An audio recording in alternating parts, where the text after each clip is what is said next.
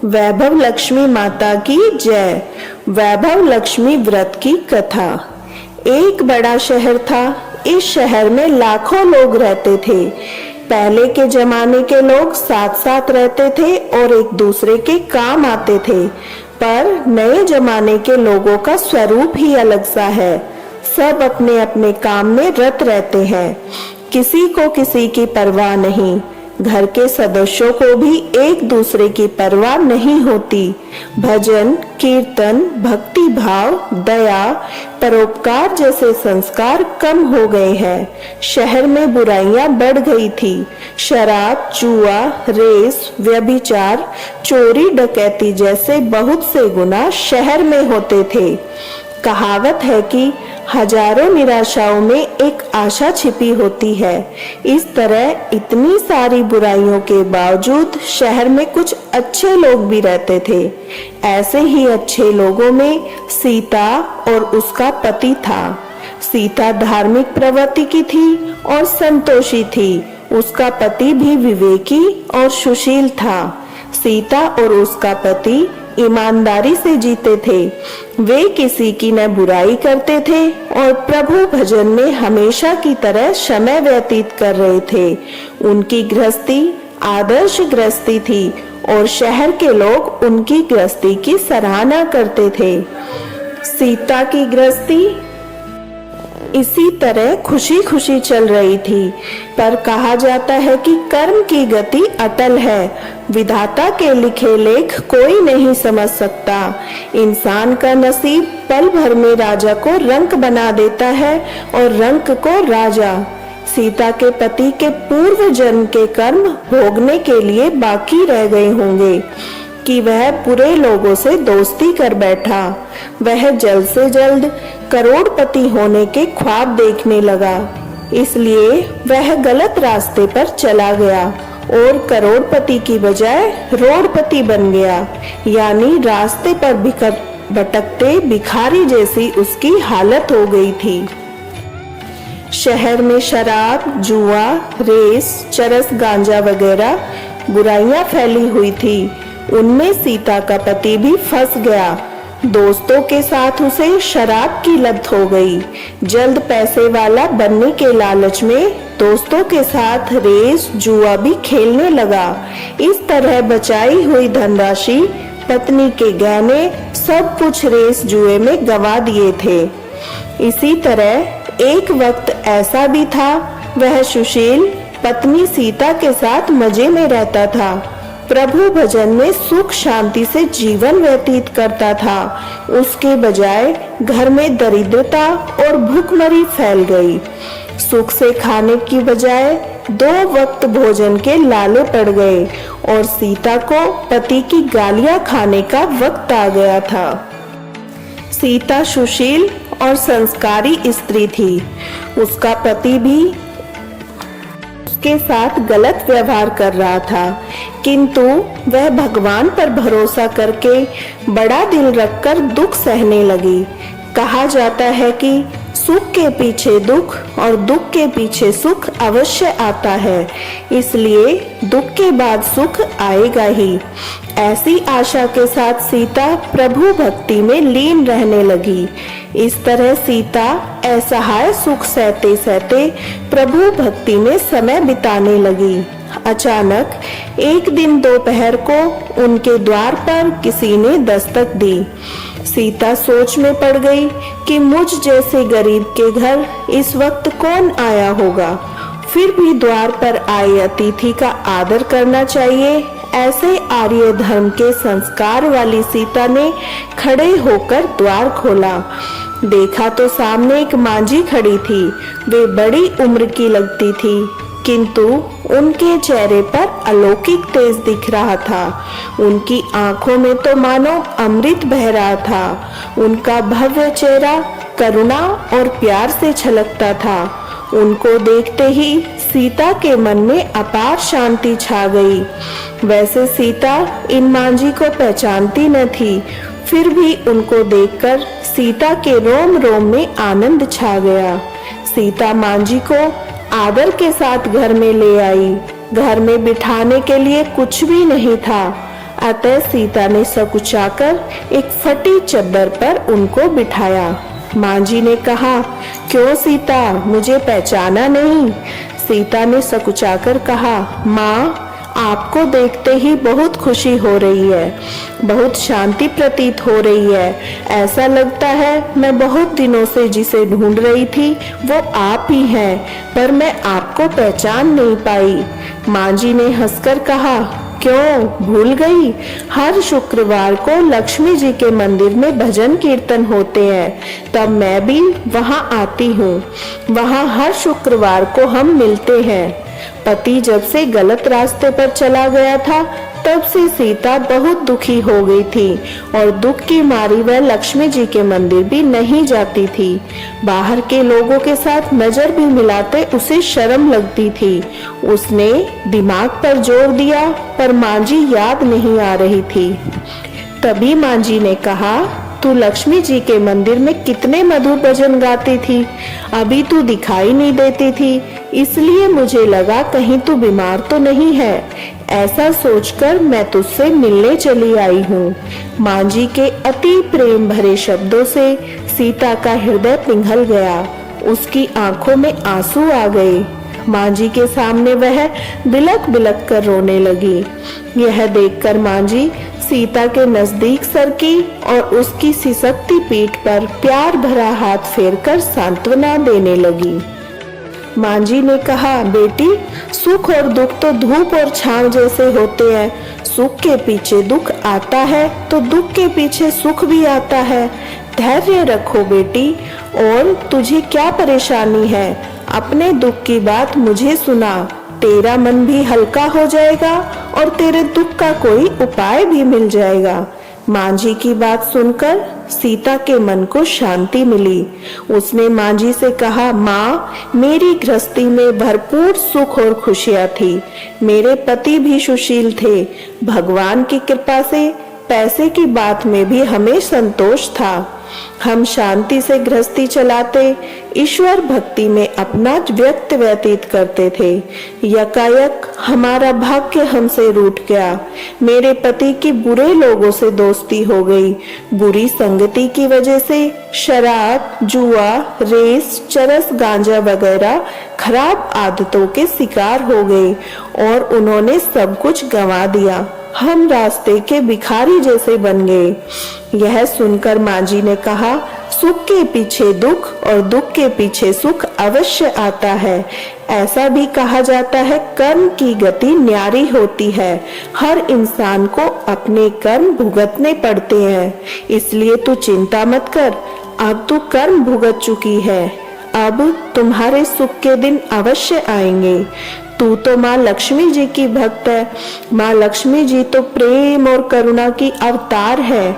वे अपने भक्तों पर हमेशा ममता रखती है, इसलिए तू धैर्य रख। माँ लक्ष्मी जी का व्रत कर, इससे सब ठीक हो जाएगा। माँ लक्ष्मी जी का व्रत करने की बात सुनकर सीता के चेहरे पर चमक सी आ गई। उसने पूछा, माँ, लक्ष्मी जी का व्रत कैसे किया जाता है? वह मुझे समझाइए, मैं यह व्रत अवश्य करूंगी। माँ जी ने कहा, बेटी, माँ लक्ष्मी जी का व्रत बहुत सरल है। उसे वर लक्ष्मी व्रत या वैभव लक्ष्मी व्रत भी कहा जाता है। यह व्रत करने वालों की सब मनोकामनाएं पूर्ण होती है। वह सुख, संपत्ति और यश प्राप्त करता है। ऐसा कहकर माँ जी वैभव लक्ष्मी व्रत की विधि कहने लगी। बेटी, वैभव लक्ष्मी व्रत वैसे तो सीधा साधा व्रत है, परंतु कई लोग गलत तरीके से करते हैं, अतः उसका फल नहीं मिलता। कई लोग कहते हैं, सोने के गहनों की हल्दी कुमकुम से पूजा करो, बस व्रत हो गया, तभी उसका फल मिलता है। सिर्फ सोने के गहनों की पूजा करने से फल मिल जाता तो आज सब लखपति बन गए होते। सच्ची बात यह है, सोने के गहनों का विधि से पूजन करना चाहिए। व्रत के उद्यापन की विधि भी शास्त्रीय होनी चाहिए, तभी यह वैभव लक्ष्मी व्रत पूर्ण फल देता है। यह व्रत शुक्रवार को करना चाहिए। सुबह में स्नान करके स्वच्छ कपड़े पहनो और सारा दिन मन में जय माँ लक्ष्मी का नाम स्मरण करो। किसी की चुगली नहीं करनी चाहिए। शाम को पूर्व दिशा में मुंह कर बैठे और आसन पर बैठ जाएं। सामने पाटा रखकर उस पर रुमाल रखें। रुमाल पर चावल का थोड़ा सा ढेर रखो। उस ढेर पर पानी से भरा तांबे का कलश रखकर कलश पर एक कटोरी रखो। उस कटोरी में एक सोने का गहना रखो। सोने का न हो तो चांदी का भी चलेगा, चांदी का न हो तो नकद रुपया भी चलेगा। बाद में घी का दीपक जलाकर धूप सुलगा कर रखो। माँ लक्ष्मी जी के बहुत स्वरूप है। माँ लक्ष्मी जी को श्री यंत्र अति प्रिय है। अतः वैभव लक्ष्मी व्रत विधि अनुसार करते वक्त सर्वप्रथम श्री यंत्र और लक्ष्मी जी के विविध स्वरूपों का सच्चे भाव से दर्शन करो। उसके बाद लक्ष्मी स्तवन का पाठ करो।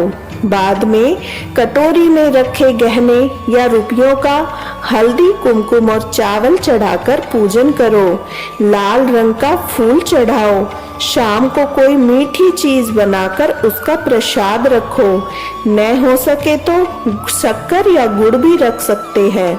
फिर आरती करके 11 बार सच्चे मन से जय माँ लक्ष्मी बोलो। बाद में 11 या 21 शुक्रवार यह व्रत करने का दृढ़ संकल्प माँ के सामने करो और आपकी जो मनोकामना हो वह पूरी करने की माँ लक्ष्मी जी से विनती करो। फिर माँ का प्रसाद बांट दो। थोड़ा प्रसाद अपने लिए रखो। अगर आप में शक्ति हो सारा दिन उपवास रखो, फिर प्रसाद खाकर शुक्रवार करो। न शक्ति हो तो एक बार शाम को प्रसाद ग्रहण करते समय खाना खा लो। अगर थोड़ी भी शक्ति न हो तो 2 बार भोजन कर सकते हैं। बाद में कटोरी में रखा गहना और रुपया ले लो। कलश का पानी तुलसी क्यारी में डाल दो और चावल पक्षियों को डाल दो। इस तरह शास्त्रीय विधि अनुसार व्रत करने से उसका फल मिलता है। इस व्रत के प्रभाव से सब प्रकार की विपत्ति दूर हो जाती है और आदमी माला माल हो जाता है। संतान न हो तो उसे संतान प्राप्ति होती है। भाग्यवती स्त्री का सौभाग्य अखंड होता है। कुंवारी कन्या को मनभावन पति मिलता है। सीता यह विचार सुनकर आनंदित हो उठी। फिर पूछा, माँ आपने वैभव लक्ष्मी व्रत की जो शास्त्रीय विधि बताई है वैसे मैं अवश्य करूंगी, किंतु इसका उद्यापन किस तरह करना चाहिए यह भी कृपा करके बतलाइए। माँ जी ने कहा, 11 या 21 जो मन्नत मानी हो उतने शुक्रवार यह वैभव लक्ष्मी व्रत पूरी श्रद्धा और भावना से करना चाहिए। व्रत के आखिरी शुक्रवार को जो शास्त्रीय विधि अनुसार उद्यापन विधि करनी चाहिए वह मैं तुझे बताती हूँ। आखिरी शुक्रवार को खीर या नैवेद्य रखो। पूजन विधि जैसे हर शुक्रवार को करते हैं वैसी ही करनी चाहिए। पूजन विधि के बाद श्रीफल फोड़ो और कम से कम 7 कुंवारी या सौभाग्यशाली स्त्रियों को कुमकुम का तिलक करके वैभव लक्ष्मी व्रत की एक पुस्तक उपहार में देनी चाहिए और सबको खीर का प्रसाद देना चाहिए। फिर वैभव लक्ष्मी स्वरूप माँ लक्ष्मी जी की छवि को प्रणाम करें। माँ लक्ष्मी जी का यह स्वरूप वैभव देने वाला है। प्रणाम करके मन ही मन भावुकता से माँ की प्रार्थना करते वक्त कहे, हे माँ धन लक्ष्मी, हे माँ वैभव लक्ष्मी, मैंने सच्चे हृदय से आपका वैभव लक्ष्मी व्रत किया है, तो हे माँ हमारी मनोकामना को पूर्ण करो। हम सबका कल्याण करो। जिसे संतान न हो उसे संतान देना। सौभाग्यशाली स्त्री का सौभाग्य अखंड रखना। कुंवारी लड़की को मनभावन पति देना।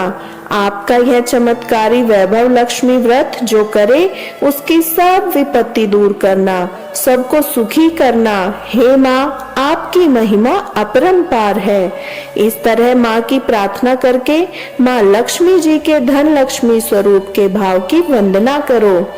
माँ जी के मुझ से वैभव लक्ष्मी व्रत की शास्त्रीय विधि सुनकर सीता भाव विभोर हो उठी। उसे लगा मानो अब सुख का रास्ता मिल गया है। उसने आंखें बंद करके मन ही मन उसी क्षण संकल्प लिया कि हे वैभव लक्ष्मी माँ, मैं माँ जी के कहे मुताबिक श्रद्धा से शास्त्रीय विधि अनुसार वैभव लक्ष्मी व्रत 21 शुक्रवार तक करूंगी और व्रत का शास्त्रीय विधि अनुसार उद्यापन भी करूंगी।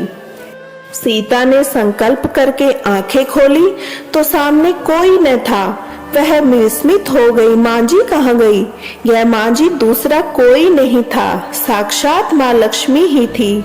सीता लक्ष्मी जी की भक्त थी, इसलिए अपने भक्त को रास्ता दिखाने के लिए माँ लक्ष्मी देवी माँ जी का स्वरूप धारण कर सीता के पास आई थी। दूसरे दिन शुक्रवार था। सवेरे स्नान करके स्वच्छ कपड़े पहनकर सीता मन ही मन श्रद्धा से पूरे भाव से जय माँ लक्ष्मी का मन ही मन सुमिरन करने लगी। सारा दिन किसी की चुगली नहीं की। शाम हुई तो हाथ मुंह धोकर सीता पूर्व दिशा में मुंह करके बैठी। घर में पहले सोने के बहुत से गहने थे, पर पतिदेव ने गलत रास्ते पर चलकर सब गहने गिरवी रख दिए थे। पर नाक की चुन्नी बच गई थी। नाक की चुन्नी निकालकर उसे धोकर सीता ने कटोरी में रख दिया। सामने पाटे पर रुमाल रखकर मुट्ठी भर चावल का ढेर किया। उस पर तांबे का कलश पानी भरकर रखा। उसके ऊपर चुन्नी वाली कटोरी रखी। फिर माँ जी ने कहा था वैसे ही शास्त्रीय विधि अनुसार वंदन, स्तवन, पूजन वगैरह किया और घर में थोड़ी शक्कर थी, वह प्रसाद में रखकर वैभव लक्ष्मी व्रत किया। यह प्रसाद पहले पति को खिलाया। प्रसाद खाते ही पति के स्वभाव में फर्क पड़ गया। उस दिन उसने सीता को मारा नहीं, सताया भी नहीं। सीता को बहुत आनंद हुआ।